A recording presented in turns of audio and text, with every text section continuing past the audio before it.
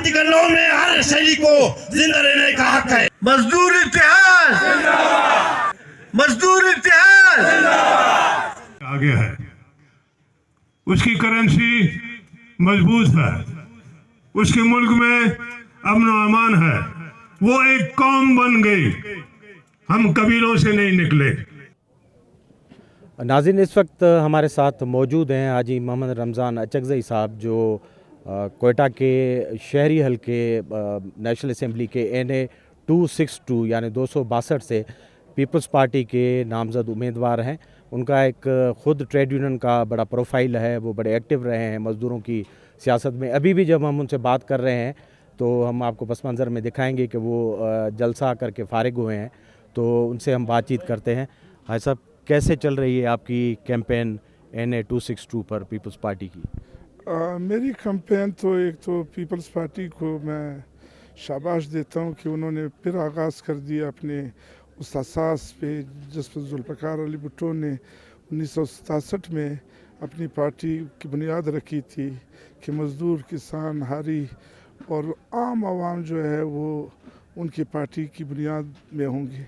तो ये मैं मज़दूरों का 38 साल तक उनका खिदमत करता रहा हूँ और मैं मज़दूर का बेटा था। चाइल्ड लेबर की हैसियत से मैंने ज़िंदगी का आगाज़ किया, फिर उसके बाद छोटी सी मुलाजमत और फिर मैं लेबर लीडरी में आया और पूरे बलूचिस्तान में, पाकिस्तान में तमाम लोगों के साथ मेरे ज़बरदस्त किस्म के ताल्लुकात हैं। मज़दूरों की वजह से मैं चाइना, जापान, यूरोप, कैनेडियन ममालिक और एशियन ममालिक में पाकिस्तान की नुमाइंदगी कर चुका हूँ। तो मैं अपनी ये तमाम के मज़दूरों ने ये फ़ैसला किया कि आपने खड़ा होना है और फिर पीपल्स पार्टी ने वेलकम किया और ये सीट दिया। मेरी कैंपेन तमाम मज़दूर चला रहे हैं और पीपल्स पार्टी की सरपरस्ती भी हासिल है। तमाम चीज़ जो बैनर है, झंडे है, खराजात है, सारे मज़दूर कर रहे हैं। सारे मज़दूर पोलिंग एजेंट भी बनेंगे और मेरे लिए कोई मसला नहीं है। ये वाहिद हल्का पाकिस्तान का है जिसका मैं एडवांस में ये कहता हूँ कि मज़दूरों ने तय किया हुआ है कि ये हल्का ये हमारा है और ये मज़दूर लीडर का है और ये पीपल्स पार्टी का है और ये हम भारी अक्सरियत से जीतेंगे, इसलिए कि 8 फरवरी योम एहतिसाब भी है और योम इंतखाब भी। उन तमाम पार्टियों का इसमें एहतिसाब होगा जिन्होंने खुशनुमा नारों और फजूलियात से लोगों को अंगेज रखा था। अब वक्त आ गया है कि हम मुल्क में सियासी इस्तेकाम की तरफ चले जाएँ, माशी इस्तेकाम की तरफ चले जाएँ। छोटे बड़े जितने तनाज़ात हैं उनको ख़त्म करे, अदारों के दरमियान जो चपकलिश है उसको ख़त्म करे और पाकिस्तान को एक अजीम मुल्क पाकिस्तान दुनिया के नक्शे पर बनाए। हाँ साहब, कुछ तासुर इस तरह था गुज़िश्ता 3-4 इलेक्शन में कि अभी इलेक्शन जो है अमीर लोगों का, ख़वानीन का और पैसे वाले लोगों का बिज़नेस बन चुका है। रोटी, कपड़ा और मकान के नारे, ट्रेड यूनियन एक्टिव होती थी पॉलिटिक्स में, उनका रोल था। तो आपके आने से आप क्या देख रहे हैं कि मज़दूर, किसान और मेहनत कश अब भी इलेक्शन के नताइज तब्दील कर सकते हैं और बग़ैर बहुत ज़्यादा पैसे के गुंजाइश है पॉलिटिक्स में? देखिए, मतलब इसमें मतलब मुल्क के तमाम अदारों और तमाम पॉलिसी साज़ों को चाहिए कि वो जितने भी अखराजात है उसको ख़त्म करे और वोटर को जो है वोट के ज़रिए से, वोटर तो 95% हम हैं। अब हमसे मज़दूर बाज़ कहते थे कि आप ये मुतालबा करें हमें भी कोटा मिले। मैंने कोटा तो अक़लियतों का है, औरतों का है, हम तो 95% लोग हैं।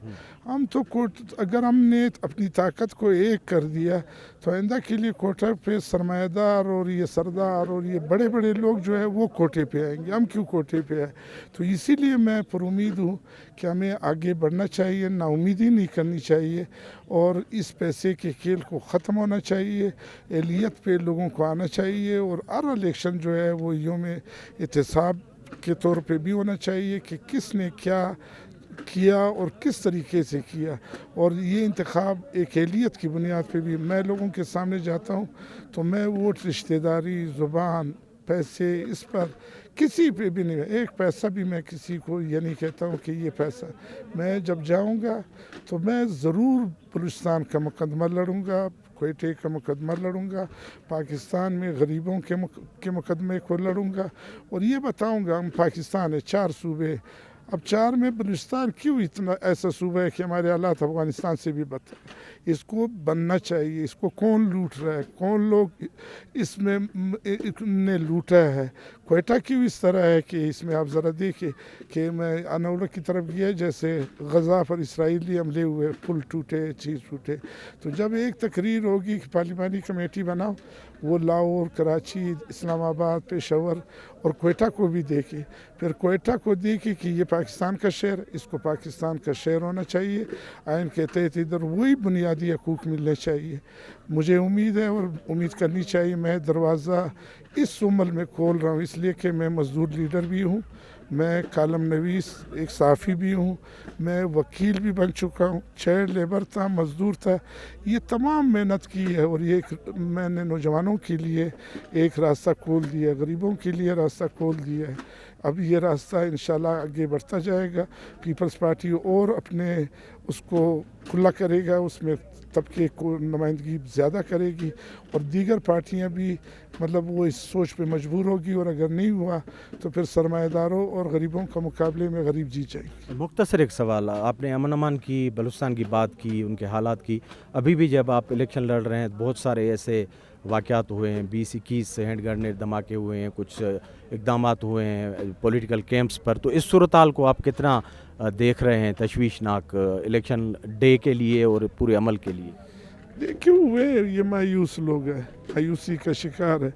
जब लोग मायूसी का शिकार हो जाते हैं तो वे ज़रूर पटाखे इधर उधर बच जाते हैं।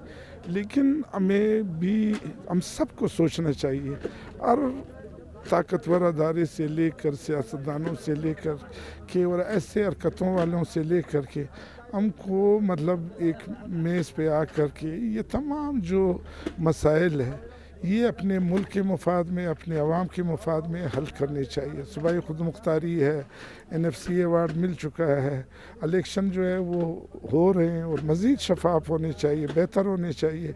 तो हमें एक दूसरे के साथ बातचीत के ज़रिए अमन को पहली तरजीह दी जानी चाहिए और मैं मायूस नहीं हूँ, मैं पुरुमीद हूँ कि हम सब मिल कर के इंशाअल्लाह इस इंतखाब को अल्लाह करे कि ये पुरअमन हो। और ये जो हमारी निगरान हुकूमत है उसकी ज़िम्मेदारी भी है कि वो इसको पुरअमन बनाए और इसके बाद जो है हम सियासी इस्तेहकाम की तरफ बढ़े और सियासतदानों के दरमियान भी कंसेंसस हो, अदारों के दरमियान भी कंसेंसस हो। और इस वक्त जो हमारे जियो पॉलिटिकल और जो मुल्क के हालात है, जिस खिते या जिस दुनिया में हम रह रहे हैं, वो इस तरह हमारे रहने के लिए मतलब गुंजाइश नहीं है, हम सबको सोचना पड़ेगा। बहुत बहुत शुक्रिया हाजी साहब, आपने अपना ओपिनियन। नाजरीन, आपने हाजी मोहम्मद रमज़ान अचकज़ई साहब का ओपिनियन सुना, जो कि पीपल्स पार्टी के NA 262 से ना सिर्फ कैंडिडेट हैं बल्कि इनकी जो बातचीत में आपने सुना कि पिक्युलरिटी ये है कि रियल ये ट्रेड यूनियनिस्ट हैं जो मज़दूरों के बहुत बरसों तक नुमाइंदे रहे हैं। तो हम कोशिश करेंगे कि और भी इस तरह के जो पोटेंशियल कैंडिडेट हैं उनसे आपसे बातचीत करवाएं और बलूचिस्तान की इलेक्शन का जो प्रोसेस है उससे आपको आगाह करें।